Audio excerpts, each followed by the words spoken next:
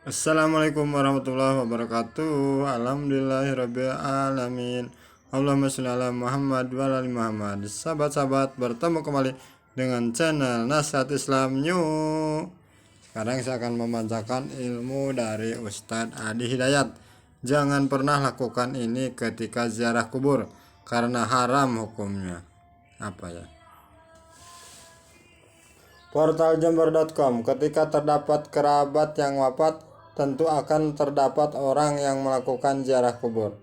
Dan dalam ziarah kubur terdapat tata cara yang baik untuk melakukan amalan ini. Dengan itu tidak boleh serta-merta sembarangan melakukan ziarah kubur karena ditakutkan timbul rasa musyrik secara tidak sadar.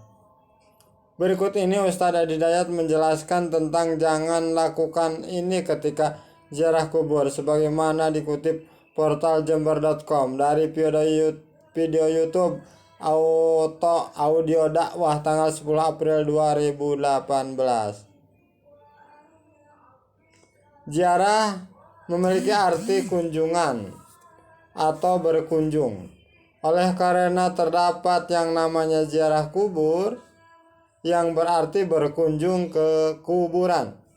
Orang secara umum menganggap ziarah adalah berkunjung ke orang yang sudah wafat. Namun ternyata mengunjungi saudara atau tetangga yang masih hidup juga merupakan ziarah. Jadi ziarah itu tidak sebatas hanya ke kuburan, berkunjung ke kerabat, ke teman, ke siapapun itu namanya juga ziarah ya. Dan ziarah ini tidak selalu berkaitan dengan ziarah kubur. Dapat juga berkunjung atau bertemu ke rumah saudara itu juga merupakan ziarah. Jelas Ustadz Adi Hidayat. Rasulullah SAW bersabda,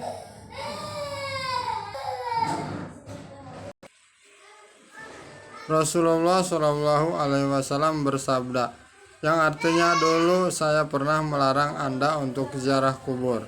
Tentu ada alasannya kenapa beliau dahulu sempat melarang adanya ziarah kubur. Karena pada waktu itu adalah zaman jahiliyah, di mana ketika ada orang yang wafat sebelum dikubur, mereka akan saling meratap-ratap kemudian akan mengelus-ngelus peziarah. Mereka akan saling meratap-ratap kemudian akan mengelus-ngelus jenazah tersebut, bahkan sampai memukul-mukul secara pelan, kata Ustadz Adi Hidayat. Jadi itu alasan kenapa dulu dilarang ziarah kubur. Selain itu ada yang lebih parah. Saking terhormatnya si jenazah ini sampai tuan rumah menyewa sekelompok orang untuk ditugaskan menangisi jenazah tersebut.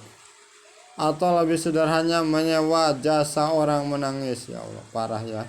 Kebiasaan tersebut terus dilakukan hingga menjadi tradisi, bahkan naudzubillah sampai sekarang.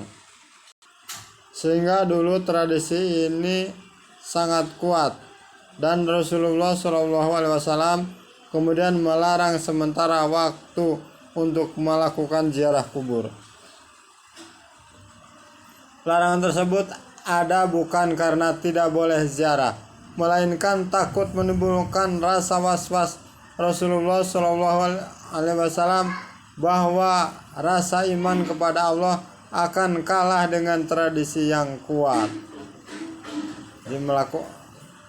Jadi larangan tersebut ada bukan karena tidak boleh ziarah ya, melainkan takut menimbulkan rasa was-was Rasulullah bahwa rasa iman kepada Allah akan kalah dengan tradisi yang kuat ya. Kita sholat dulu ya, udah adzan ya. Namun seiring berjalannya waktu, zaman jahiliyah telah terlewati, maka Nabi Muhammad SAW bersabda, sesungguhnya dahulu aku melarang kalian berziarah kubur, maka kini berziarahlah kuburan karena dapat mengingatkan kalian kepada akhirat, dan menziarahi kubur adalah menambah kebaikan. Yang dilakukan ketika berziarah adalah doakan mereka yang telah wafat. Dengan cara pertama yaitu ucapkan salam terlebih dahulu. Kemudian baru berdoa, Allahumma gfir lahu warhamhu wa'afihi wa'fu anhu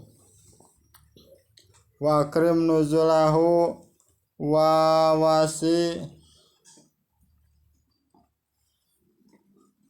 madholahu waghsilhu bil ma'i wasalji wal barodi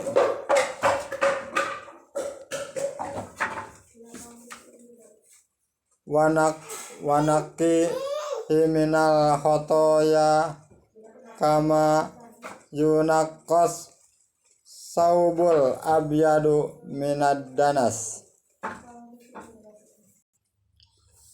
yang artinya, ya Allah, limpahkan rahmatmu yang terbaik kepada hambamu yang telah kembali ini. Ampuni dosa-dosanya ya Allah. Kemudian bersihkanlah dia dari segala keburukan.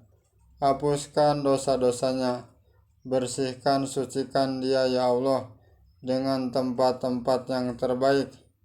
Allah hapuskan dari segala pengaruh buruk dalam kehidupannya. Ya Allah, tempatkan di tempat yang terbaik di alam kuburnya. Itu adalah tata cara berziarah kubur yang boleh dilakukan. Yang tidak boleh ialah meminta-minta ke jenazah yang telah dimakamkan. Jelas Ustadz Adi Hidayat.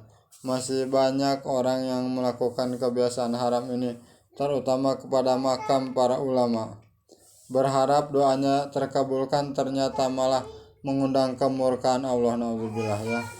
Jadi tugas kita mendoakan, bukan meminta ya. Meminta atau doa itu hanya kepada Allah Subhanahu wa taala. Semoga bermanfaat. Mohon maaf atas segala kekurangannya. Billahi taufiq wal hidayah. Assalamualaikum warahmatullahi wabarakatuh.